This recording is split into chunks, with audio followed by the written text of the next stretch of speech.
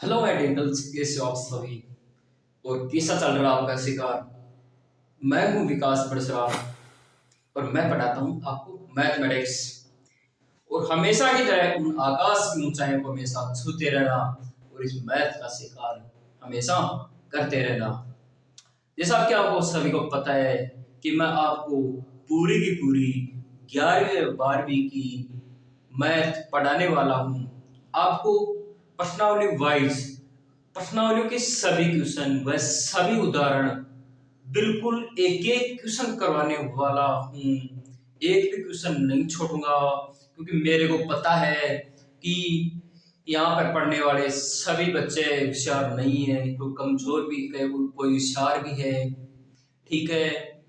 और यदि आपको ये वीडियो अच्छी लगे तो इसको लाइक करें, एक कमेंट करके बताएं कि वीडियो कैसी लगी, और इस चैनल को सब्सक्राइब करें और अपने दोस्तों के साथ शेयर करें। चलो पढ़ते हैं। आओ, अपन पढ़ रहे थे, अपने एग्जाम्पल नंबर 8 तक किया था। आज अपन पढ़ेंगे प्रश्नावली 1.2। प्रश्नावली 1.2 के अपन सभी क्वेश्चन पढ़ने वाले हैं, तो आइए पढ़ते हैं। ठीक है। तो क्वेश्चन नंबर 1 है आपका प्रश्नावली 1.2 का। प्रश्नावली 1.2 का पहला क्वेश्चन देखिए आप क्या बोल रहे हैं। निम्नलिखित में से कौन से रिक्त समुच्चय के उदाहरण है? ठीक है। तो रिक्त समुच्चय के उदाहरण देखने हैं आपको। तो पहला देखो, दो से भाज्य विषम प्राकृत संख्याओं का समुच्चय। तो इसके अंदर एक बात है कि विषम प्राकृत संख्याओं का समुच्चय। अब विषम प्राकृत संख्याओं का समुच्चय क्या होगा? इसके अंदर विषम प्राकृत संख्या कौन सी होंगी? विषम प्राकृत संख्याएं वो होती हैं जिनमें दो का भाग नहीं जाता। ठीक है। कौन कौन सी हो जाएगी? 1, 3, 5, 7, 9। ठीक है। तो विषम प्राकृत संख्या 1, 3, 5, 7, 9। ठीक है। और अनंत तक जाएंगे। और इसने क्या बोला है कि ये दो से भाज्य होनी चाहिए। क्या ये दो से भाज्य होनी होगी?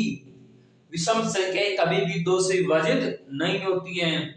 कुल मिला के इस तरह से अपन को पता चला इसमें कोई भी अवयव विद्यमान नहीं है। यदि कोई अवयव विद्यमान नहीं है तो कौन सा समुच्चय होगा? रिक्त समुच्चय होगा ये। ठीक है। तो इसको लिख दो।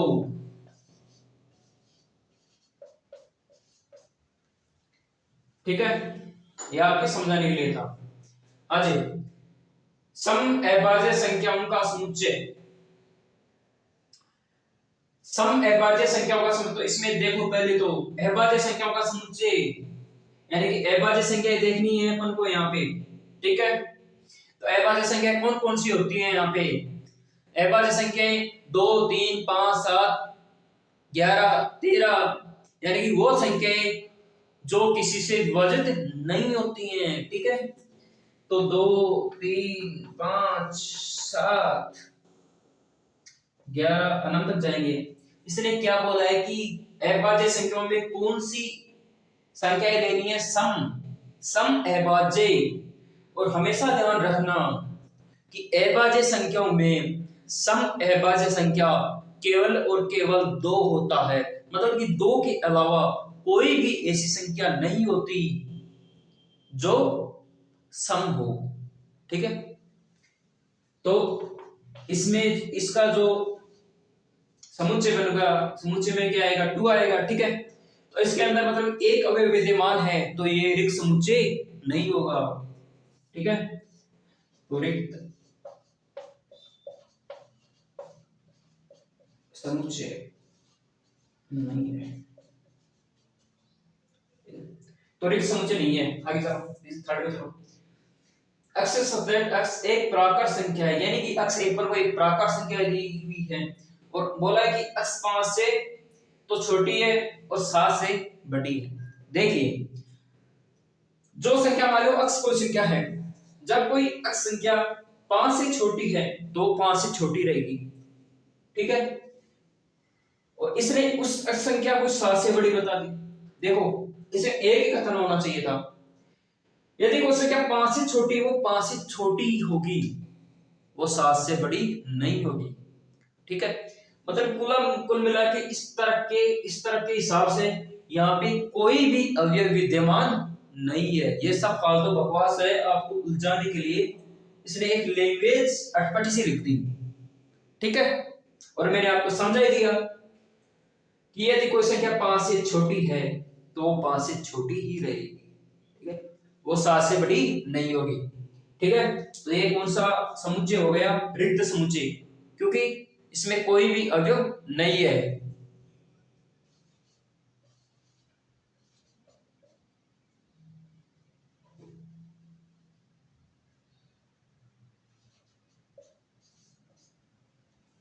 हाँ जी। For, y such that y किन्हीं भी दो समांतर रेखाओं का उभयनिष्ठ बिंदु है। देखिए अपन सबसे पहले समझेंगे उभयनिष्ठ बिंदु। आखिर उभयनिष्ठ बिंदु क्या होता है, ठीक है। जैसे मैं आपको बता दूं, जैसे कोई दो रेखाएं हैं, ठीक है, तो दोनों रेखाओं का जो कॉमन पार्ट होता है, मतलब कि जो सम्मिलित बिंदु होता है, यानी कि ऐसा बिंदु अपन ऐसे समझ सकते हैं कि उभयनिष्ठ बिंदु ऐसा बिंदु जो दोनों रेखाओं पर उपस्थित होता है, वो कौन सा बिंदु हो गया? उभयनिष्ठ बिंदु, ठीक है। तो लिख दो इसको, ऐसा बिंदु जो दोनों रेखाओं पर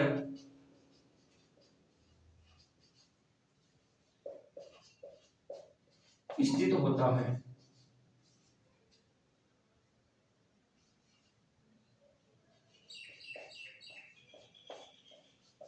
ठीक है, या फिर इसको इस प्रकार से भी समझ सकते हैं एग्जाम्पल के तौर पे। मानो कोई दो रेखाएं हैं, जैसे एक रेखा ये जा रही है और दूसरी रेखा ये आ गई, तो यहाँ पे जो पॉइंट है वो दोनों रेखाओं का कॉमन बिंदु हो गया, मतलब कि ये पॉइंट दोनों रेखाओं पर उपस्थित है, तो इस बिंदु को क्या बोलेंगे? उपनिष्ठ बिंदु, ठीक है। तो ये क्या हो गया? उपनिष्ठ बिंदु।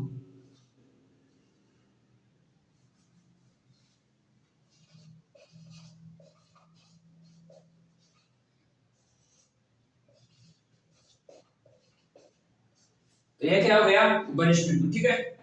अब देखो पूरी को समझो एक बार, किन्हीं भी दो समांतर रेखाओं का उपनिष्ठ बिंदु। देखो दो समांतर रेखाएं, जैसे ये समांतर रेखा होगी, ये समांतर रेखा होगी, और ये अनंत तक जाएगी, ये भी अनंत तक जाएगी, ये भी अनंत तक जाएगी, ठीक है। यानी कि कोई भी रेखा कहां तक जाती है? अनंत तक जाती है, ठीक है, क्लियर। यानी कि दो समांतर रेखाएं, इसने बोला कि समांतर रेखाएं, दो समांतर रेखाएं अनंत तक जाएंगी, लेकिन ये समांतर रेखाएं कभी भी एक दूसरे को क्रॉस नहीं करेंगी। जब ये एक दूसरे को क्रॉस नहीं करेंगी तो इनमें कोई भी उपनिष्ठ बिंदु विद्यमान नहीं होगा, मतलब कि इनमें ऐसा कोई भी पॉइंट नहीं होगा कि इन दोनों बिंदुओं पर उपस्थित हो, ठीक है। तो देखो डेफिनेशन के हिसाब से, अब दो समांतर रेखाओं का उपनिष्ठ बिंदु कोई होगा नहीं, तो इसमें कोई अवयव नहीं बनेगा, ठीक है। जब कोई अवयव नहीं बनेगा तो कौन सा समुच्चय हो गया? रिक्त समुच्चय। चलो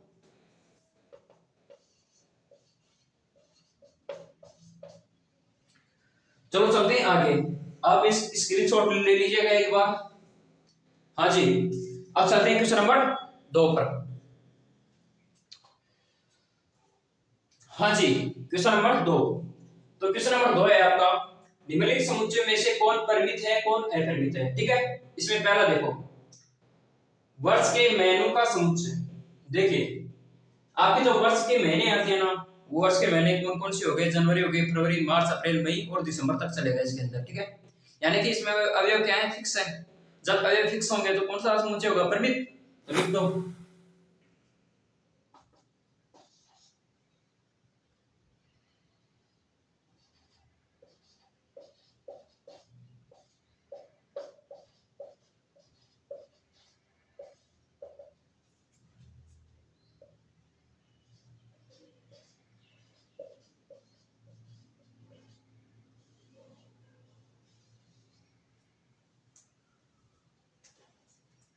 दिसंबर तक चलेंगे, ठीक है।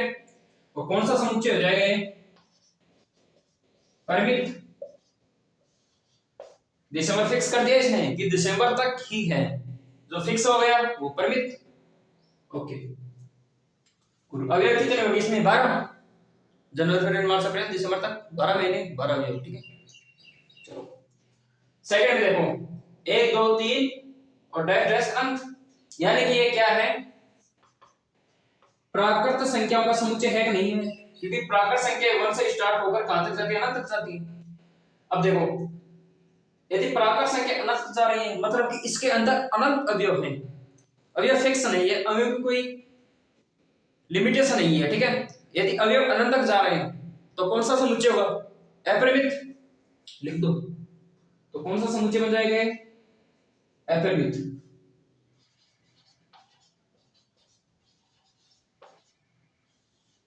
हाँ जी, थर्ड में चलो, 1 2 3 डैश डैश 99 और 100 तक। देखो यहां तक इसने 100 तक फिक्स कर दिया, मतलब कि 100 तक फिक्स कर दिया, मतलब इसके अंदर की इतने फिक्स अवयव हैं, ठीक है। जब फिक्स अवयव होंगे तो कौन सा समुच्चय होगा, परिमित। चलो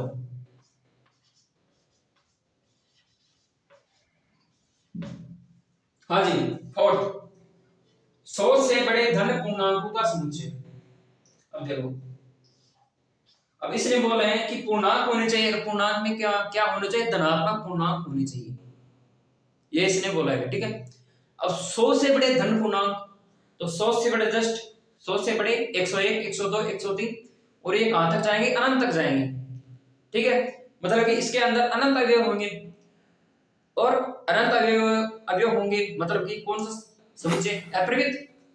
तो लिखो इसको, तो इसका समुच्चय बन जाएगा 101 102 103 104 डैश डैश अनंत तक जाएंगे, ठीक है। कौन सा समुच्चय बन जाएगा, अपरिमित।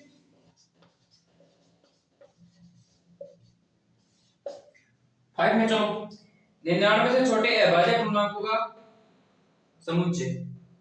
अब इसने फिक्स लिमिटेशन दे दी, मतलब कि 99 से छोटे ही होने चाहिए अभाज्य पूर्णांक। देखो अभाज्य पूर्णांक कौन कौन से होते हैं शुरू से लेके, एंड 2 3 5 7 11 13 17 डैश डैश 99 से छोटे लेने हैं, ठीक है। अब देखो 99 से छोटे अभाज्य पूर्णांक, देखो जस्ट 99 से छोटे कौन आएगा, 98 आएगा, और 98 देखो अभाज्य पूर्णांक नहीं होता है। अब आओ 97 पर, तो 97 होता है, यहाँ 97 अभाज्य पूर्णांक होता है, मतलब कि ये 2 से लेकर 97 तक जाएगा, मतलब कि 97 यहाँ पे फिक्स कर दिया इसने, ठीक है। यानी कि इसके अंदर फिक्स अवयव है, तो कौन सा हो जाएगा, परिमित, यानी कि ये परिमित समुच्चय होगा। तो देखो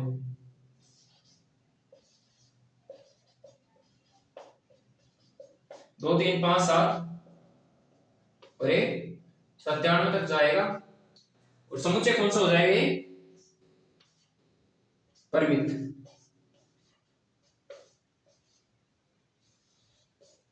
ठीक है। अब देखते हैं क्वेश्चन नंबर 3।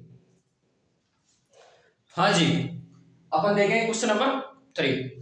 क्वेश्चन नंबर 3 में देखो, निम्नलिखित समुच्चय में प्रत्येक के लिए कि कौन परिमित है और कौन अपरिमित, ठीक है। तो पहला देखो, अक्षांश के समांतर रेखाओं का समुच्चय, ठीक है। अपने इसको 2D से देखते हैं कि अक्षांश के समांतर कितनी रेखाएं बनती है ना। चलो, तो इसका हल यहाँ पे है, इसने बोला है कि अक्षांश के समांतर रेखाओं का समुच्चय। देखिए छोटा सा बनाता हूं डायग्राम, ये आपकी एक्स अक्ष, ये आपकी वाई अक्ष, ठीक है। अब इसने बोला है कि जो आपको ये अक्ष अक्ष है ना, आपका ये अक्ष अक्ष, इस अक्ष अक्ष के समांतर कितनी रेखाएं बनेगी, ठीक है। तो ये अक्ष अक्ष है आपका, तो एक रेखा ये बन गई, 2 3 4 अनंत तक जाएंगे, क्योंकि ये आप जानते हैं, क्योंकि ये y अक्ष है, ये अक्ष अक्ष, y अक्ष हो या अक्ष अक्ष हो, ठीक है, ये रेखाएं अनंत तक जाती हैं, कोई भी रेखा अनंत तक जाती है, सभी रेखाएं अनंत तक जाती हैं, इस बात का ध्यान रखना। तो ये अनंत तक जाएगा, अक्ष अक्ष, y अक्ष अनंत तक जाएगा, तो इसमें अनंत रेखाएं बनेगी, मतलब कि अक्ष अक्ष के समांतर अनंत रेखाएं बनेगी, ठीक है। जब इसके अंदर अनंत रेखाएं बनेगी तो इसका समुच्चय बनाने पर इसमें अनंत अवयव होंगे, ठीक है। जब इसमें अनंत अवयव होंगे तो कौन सा समुच्चय बनेगा, अपरिमित। तो लिख दो कौन सा समुच्चय होगा, ये मैं यहाँ पर लिख देता हूं, यहाँ पे ये होगा अपरिमित, ठीक है, अपरिमित हो गए, और ये अनंत तक जाएंगे।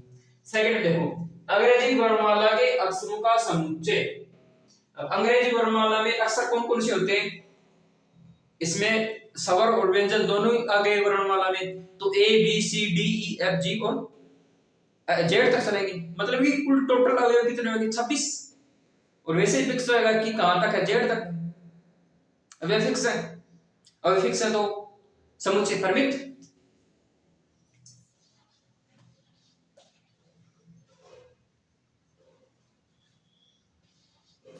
ए B C D E F और कहां तक जाएंगे? जेड तक जाएंगे, मतलब फिक्स कर दिया, जेड जेड तक ही जाएंगे, फिक्स हो गया, मतलब कि परिमित। थर्ड में उन संख्याओं का समुच्चय जो 5 के गुणज है। ठीक है, देखो कोई भी संख्या है, ऐसे बोलते हैं कि इसका गुणज है, तो जिस संख्या का अपन गुणज निकालते हैं ना, उसको प्राकार संख्या से गुणा करते हुए चलते हैं, उसका समुच्चय बना लेते हैं। तब यहाँ पे बोल रहे हैं कि 5 का गुणज है, यानी कि 5 गुणा 1, 5 गुणा 2, 5 गुणा 3, 5 गुणा 4 और 5 अनंत तक गुणा होगा। ठीक है, जब 5 अनंत तक गुणा होगा तो जब इसका समुच्चय बनाएंगे तो इसमें अनंत अवयव होंगे। ठीक है, मतलब कि समुच्चय कौन सा बनेगा? अपरिमित। तो इसको देखते हैं एक बार, तो देखो जैसे इसका हल यहां से देख लेना, 2-3 बड़े क्वेश्चन है ना। जैसे इसका हल ये 5 गुणा 1 5, 5 गुणा 2 10, 5 गुणा 3 15, और ये अनंत तक जाएंगे। ठीक है, तो इसमें जो इनका जो समुच्चय बनेगा वो क्या बनेगा? देखो, तो मैं यहां से लिख देता हूं, इसका जो समुच्चय बनेगा वो 5 10 15 और अनंत तक जाएगा। ठीक है, और समुच्चय कौन सा होगा? ये अपरिमित।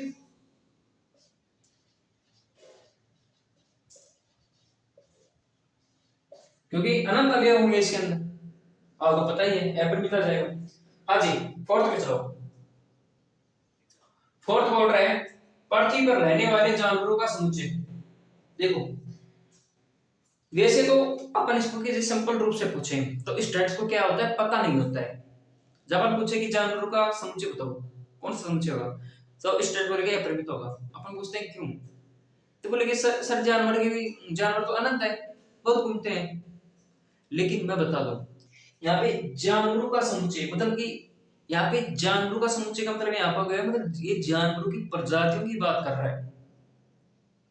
ठीक है, एक तरह से। ठीक है, तो मतलब कि पृथ्वी पर जो रहने वाले जानवर है ना, वो फिक्स है।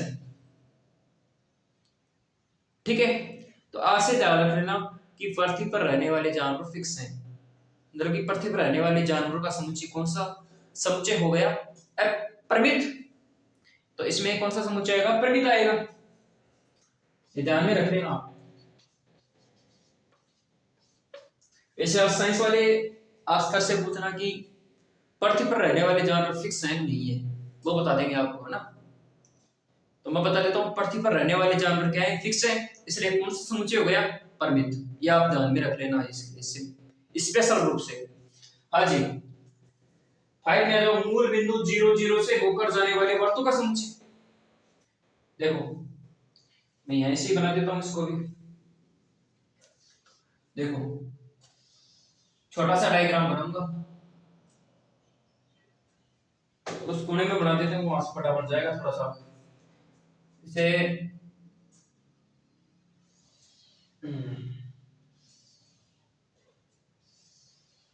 ठीक है, मूल बिंदु कहां पे है? मूल बिंदु 0 0 यहाँ पे है, और इसने क्या बोला है कि मूल बिंदु 0 0 से जाने वाले वर्तों का समुच्चय। देखो ये आपकी एक्स अक्ष अनंत तक जाएगी, ये आपकी वाई अक्ष। ठीक है, ये आपकी मूल बिंदु 0 0, इससे एक वर्त गुजरा, सेकंड गुजरा, तीसरा गुजरा, चौथा गुजरा, और ये गुजरते जाएंगे, मतलब कि एक्स अक्ष कहां तक? अनंत तक है। मतलब कि इस अक्ष पर अनंत वर्त बनेंगे, ठीक है। और इधर से देख लो, वाई एक्स से देख लो आप, जैसे मैंने इसको गुजारा वाई एक्स से, आपको थोड़ा समझ में कम आया, एक वर्त, ये दूसरा वर्त, फिर तीसरा, फिर चौथा, फिर पांचवा, इस प्रकार से इस तरफ से भी अनंत वर्त गुजरेंगे। इस तरफ से देखेंगे तो यदि इस तरफ से देखेंगे तो ये बन जाएगा, फिर दूसरा, तीसरा, चौथा और अनंत। इस टाइप इस साइड से देखेंगे इस अक्ष से, तो इधर से भी अनंत वर्त बनेंगे, 1 2 3 4 अनंत, क्योंकि ये अनंत तक जाती हैं अक्ष, कोई भी सी अक्ष हो चाहे एक्स अक्ष हो चाहे वाई अक्ष हो, ये अनंत तक जाएंगे तो इसमें अनंत वर्त बनेंगे, ठीक है। यदि इसमें अनंत वर्त बनेंगे, जब इसका समुच्चय बनाएंगे तो इसमें अनंत अवयव आएंगे, और जब अनंत अवयव आते हैं तो आपका समुच्चय कौन सा बनता है? अपरिमित। तो कुल मिला के बात यह है, इसका हल ये है,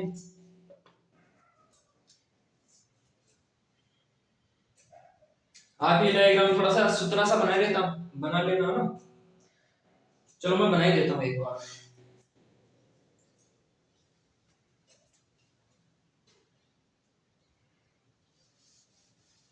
इसमें 1 2 वर्ड दर्शाएंगे अपन, थोड़ी जगह की थोड़ी कमी है अपने पास, से ये दर्शा दिया, ये दर्शा दिया, ये आपका ओ, एक वर्त गुजरा, 2 वर्त गुजरा, और इधर से 1 वर्त गुजरा, और ये अनंत तक जाएंगे, ये भी अनंत तक जाएगा।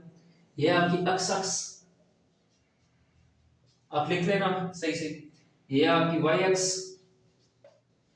और मैंने समझा दिया, इधर से भी आपके अनंत वर्त बनेंगे, इस अक्ष से भी आपके अनंत वर्त बनेंगे, तो कौन सा समुच्चय होगा? अपरिमित। तो समुच्चय कौन सा होगा? ये अपरिमित।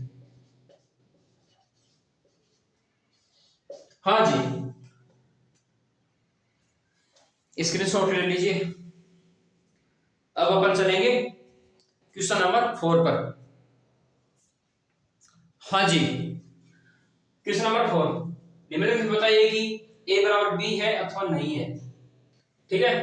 पहला क्वेश्चन देखो, यानी कि पहले a और b समुच्चय में अपन को देखना है कि बराबर है अथवा नहीं है, ठीक है। इसमें दे रखा है a समुच्चय, a अवयव, a दे रखा है b दे रखा है,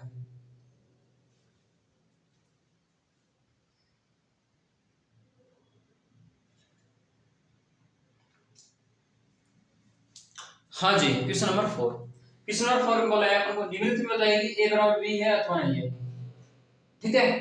एंड इसने बोला है a बराबर b, यानी कि a बराबर b का मतलब क्या है? समान समुच्चय। यानी कि समान समुच्चय कौन से समुच्चय होते हैं? पहले बात तो ये, जिन दो समुच्चय में अवयव समान हो, यानी कि अवयव की संख्या भी समान होनी चाहिए और अवयव भी समान होनी चाहिए, वो समान समुच्चय होंगे। यानी कि सीधी सीधी बात यह है कि अवयव सेम हो बस। यदि एक भी अवयव फॉल्ट है तो यह समान समुच्चय नहीं होगा, ठीक है। अथवा नहीं है मतलब कि समान समुच्चय नहीं है तब कैसे लिखेंगे? a बराबर नॉट इक्वल टू b। चलो चलते हैं आगे। a बराबर a अपन को दे रखा है a b c d, ठीक है। इसमें a है, b है, c है, d है, मतलब कि a और b में सभी अवयव समान है, ठीक है। और जैसे a यहाँ पे लिखा हुआ है, a पहले है, यानी कि अवयव में क्रम का कोई महत्व नहीं है, बस अवयव पूरे सेम होने चाहिए, ठीक है। मतलब कुल मिला के बात यह है, a और b में सेम अवयव हैं तो ये क्या है? बराबर है। तो a और b बराबर है, ठीक है। दूसरे में देखो, 4 8 12 16, 4 है, 8 भी है, 12 नहीं है भाई, इसमें 12 है तक कहां पे? यानी कि b में एक अवयव नहीं है, ठीक है।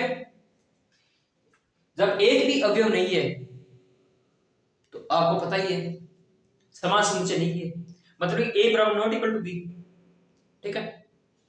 चलो, तो ये हो गया a बराबर नॉट इक्वल टू b। तीसरे में चलो, a दे रखा है 2 4 6 8 10, ये अपन को दे रखा है रोस्ट रूप में। अब ये दे रखा है अपन को समुच्चय निर्माण रूप में, तो इसको पहले तो रोस्ट रूप में बदलो और फिर अवयव चेक करो इसमें कि समान है कि नहीं है। चलो देखते हैं। तो बी में देखो, देखिए क्या बोला है, समधन पूर्णांक है और अक्ष का मान 10 से छोटा है या 10 के बराबर है। समधन पूर्णांक, ठीक है, यानी कि धन पूर्णांक बात करें, धन पूर्णांक में धनात्मक पूर्णांक आएंगे और सम की बात करें जिसमें दो का भाग जाएंगे वो सभी पूर्णांक आ जाएंगे। जैसे 2 4 6 8 और 10, इसने 10 तक ही बोला है तो समुच्चय बन जाएगा इसका 2 4 6 8 10, यानी कि 10 से छोटा है या 10 के बराबर, तो ये आ जाएगा। ओके, अब देखो ए और बी में देखो 2 4 6 8 10, 2 4 6 8 10, मतलब कि ए बराबर क्या है, बी है, तो लिख दो। तो इसमें क्या होगा, ए बराबर बी। चौथे में चलो, x सब्जेक्ट x संख्या 10 का एक गुणज है और आप उनको बी ए दे रखा है। एक इस टाइप का क्वेश्चन आपको पहले दिया था, यहाँ वहां पे आया था 5 का गुणज है, तो अपने वहां पे कैसे किया था, जब भी किसी संख्या को कहे कि गुणज है तो उसको प्राकृत संख्या से गुणा करा दो और अनंत गुणा कराओ इसके। जैसे यहाँ पे दे रखा है कि 10 का एक गुणज है तो 10 गुणा 1 10 गुणा 2 10 गुणा 3 10 गुणा 4 और एक अनंत गुणा होगा, ठीक है।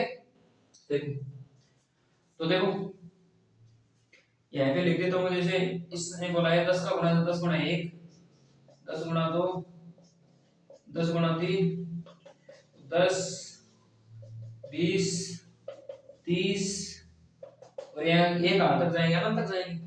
तो इसमें जो अवयव होंगे वो कौन से होंगे, 10 होगा 20 होगा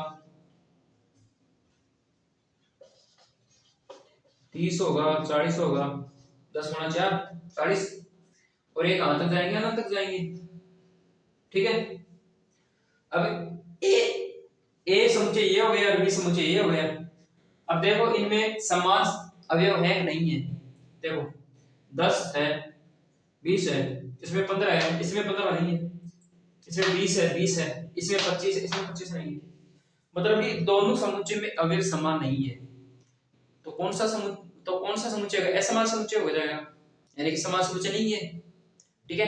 तो a बराबर नॉट इक्वल टू b, तो लिख दो यहाँ पे, यानी कि इसका हल है ये a बराबर नॉट इक्वल टू b, ठीक है। स्क्रीनशॉट ले लो इसका। हाँ जी, अब चलते हैं आगे क्वेश्चन नंबर 5। तो चलो, हाँ जी, अब देखते हैं अगला क्वेश्चन। तो देखो क्वेश्चन नंबर 5 क्या बोला है, क्या निम्न समुच्चय गुण समान है, यदि समान है तो कारण सहित बताओ इसको, है ना। चलो जी, ए क्या दे रखा है 2 और 3 और बी दे रखा है x प्लस x समीकरण x² प्लस 5x प्लस 6 का एक हल है, ठीक है। तो इस ये तो अपन को सीधा दे रखा है, इसको अपन को इस समीकरण को सोल्व करना होगा, फिर इसका अपन रोस्ट रूप देखेंगे। चलो, तो इस इक्वेशन को मैं यहाँ पे सोल्व करता हूँ, x² 5x प्लस 6, समीकरण का मतलब क्या है कि गुणा करने पर 6 है और जोड़ने पर 5 है, ऐसे अपन को संख्या को चूज करना है। तो ऐसी संख्या क्या हो जाएगी, 2 और 3 हो जाएगी, जोड़ने पर 5 आएगी और गुणा करने पर 6 आएगी। तो लिख दो x² 3x plus 2x plus 6 बराबर 0, x को ले लो तो x प्लस 3, 2 को ले लो तो x प्लस 3 बराबर 0, ठीक है। तो यहाँ से क्या आ जाएगा x प्लस 2, तो यहाँ से x प्लस 3 कॉमन ले लो इसमें, तो x प्लस 3 x प्लस 2 बराबर 0, x प्लस 3 बराबर 0, x प्लस 2 बराबर 0, x बराबर -3 और x बराबर -2। तो इसका रोस्ट रूप क्या बन जाएगा, रोस्ट रूप में समुच्चय में लिख देंगे -2 और -3, तो इसका जो सम रोस्ट रूप बन जाएगा -2 और -3, ठीक है। यहाँ पे ऐसा कोई कुछ दे नहीं रखा कि x n में है या z में है या w में है, यानी कि अवयव यहाँ की यहाँ पे x का कोई भी मान आ जाए वो इसमें आ जाएगा, ये कोई कंडीशन नहीं है, ठीक है। तो -2 और 3 आ गए। तो a और b को देखो, इसमें 2 है, इसमें -2 3 है, मतलब कि अवयव समान नहीं है। तो यहाँ पे क्या होगा इसका हल, यानी कि a बराबर नॉट इक्वल टू b होगा। और ध्यान रहे आपको एग्जाम में इस समीकरण आपको सॉल्व करके आनी है, फिर आपको दिखाना है कि ये आपको सब कुछ यहाँ पे लिखना है, जो भी है एग्जाम में शो करना है आपको, ठीक है। अब चलो आगे। असरजट सबक फॉलो का एक अक्षर है, ठीक है। अब एफ लिख दिया, ओ लिख दिया, ए लिख दिया, एल एल को रिपीट नहीं करेंगे क्योंकि जब भी अपन यानी कि समुच्चय में किसी भी अवयव को रिपीट नहीं करते हैं तो इसमें 2 बार आ गया नहीं लिखेंगे, फिर ओ भी आ गया, ओ को नहीं लिखेंगे, डब्लू डब्लू को लिख दो, ठीक है। मतलब कि जब भी अपन किसी भी अक्षर का अपन समुच्चय बनाते हैं तो अवयवों को रिपीट नहीं करते हैं, ठीक है। चलो, शब्द वॉर का एक अक्षर है तो इसका लिख दो। तो मैं यहां से लिख देता हूं इसका वॉल्फ का समुच्चय, डब्लू लिख दिया, ओ लिख दिया, फिर एल लिख दिया, एफ लिख दिया, ठीक है। अब देखो ये रहा ये रहा बी। अब देखो दोनों में अवयव समान है, देखो इसमें डब्लू है, ओ है, एल है, एल एफ भी है, मतलब कि ए और बी में समान अवयव हैं तो ए बराबर बी होगा। और क्यों होगा यहाँ पे कारण भी देना है, क्योंकि ए और बी में अवयवों की संख्या समान है और अवयव भी समान है, ठीक है। ये अपन इसका कारण लिख देंगे। चलो तो देखो इसका हल ए बराबर बी होगा, क्योंकि ए और बी में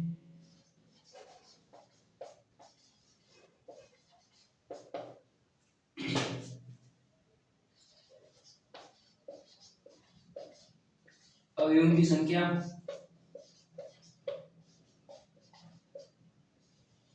वह अवयव समान है, ठीक है। तो ये लिख देंगे, स्क्रीनशॉट ले लो इसका एक बार। हाँ जी, अब देखेंगे अपन अगला क्वेश्चन, क्वेश्चन नंबर 6। हाँ जी, इस प्रश्नावली का लास्ट और फाइनल क्वेश्चन है, क्वेश्चन नंबर 6। आज यार क्या है, थोड़ी तबीयत ही खराब थी लेकिन फिर भी आपके लिए मेहनत की, पढ़ाया, तो अपन देखेंगे आगे। अब थोड़ी अब भी तबीयत खराब है लेकिन पढ़ाना चाहिए आपको, ठीक है। तो अपन चलते हैं क्वेश्चन नंबर 6 पर। आइए, तो क्वेश्चन नंबर 6 देखो, नीचे दिए हुए समुच्चयों में से समान समुच्चयों का चयन करो। मतलब कि इतने ये समुच्चय दिए हुए हैं यहाँ पे A B C D E F G H तक, इनमें अपन को समान समुच्चय बताने हैं, ठीक है। देखो जैसे ए है, ए में समुच्चय, ए में अवयव है 2 4 8 12। अब किसी में देख लो 2 4 8 12 है तो इसमें भी नहीं है, इसमें भी नहीं है, इसमें नहीं है, मतलब कि ए का मिलान किसी से नहीं है। बी में देखो 1 2 3 4, देखो। अब डी में देखो 1 2 3 4, ठीक है। बस क्रम चेंज है और अवयव समान है, और आपको पता ही है कि समुच्चय में क्रम का कोई मतलब नहीं है। तो देखो मतलब कि इसके हल की बात करूं मैं तो b बराबर d, एक तो ये है। आगे देखो सी में देखो 4 8 12 14, क्या है कोई इसमें मिलान में है? ऊपर तो नहीं है, नीचे नीचे भी नहीं है। हाँ जी, डी हो गया। ई में देखो -a और -1 और 1, एफ में नहीं है। हाँ जी में है -1 और 1, ठीक है। तो देखो मतलब कि ई बराबर जी होगा, फिर मतलब कि ये दोनों समान है, ई बराबर जी, ठीक है। देखो एफ में 0 a, ऊपर कोई है? ऊपर भी नहीं है, नीचे भी नहीं है। एच में देखो जी का हो गया 0 1, नहीं है। मतलब कि क्वेश्चन नंबर 6 में ऐसे समुच्चय ये है, मतलब बी बराबर डी होगा और ई बराबर जी होगा। ठीक है, देखो। हाँ जी, आशा करता हूं कि आपकी वीडियो बिल्कुल समझ में आई है। ठीक है, और मैंने आपके लिए इतनी मेहनत की और आपने हमारी क्लास को देखा, आपका दिल से शुक्रिया। और आशा करता हूं कि आपके वीडियो बिल्कुल समझ में आई है। तो आपको वीडियो को क्या करना है, आपको लाइक करना है और एक कमेंट करके बताना है कि आपको हमारा पढ़ाना कैसा लगा। ठीक है, और आपको इस चैनल को आपको सब्सक्राइब करना है और अपने दोस्तों के साथ शेयर करना है। और धन्यवाद आपका। जय हिंद।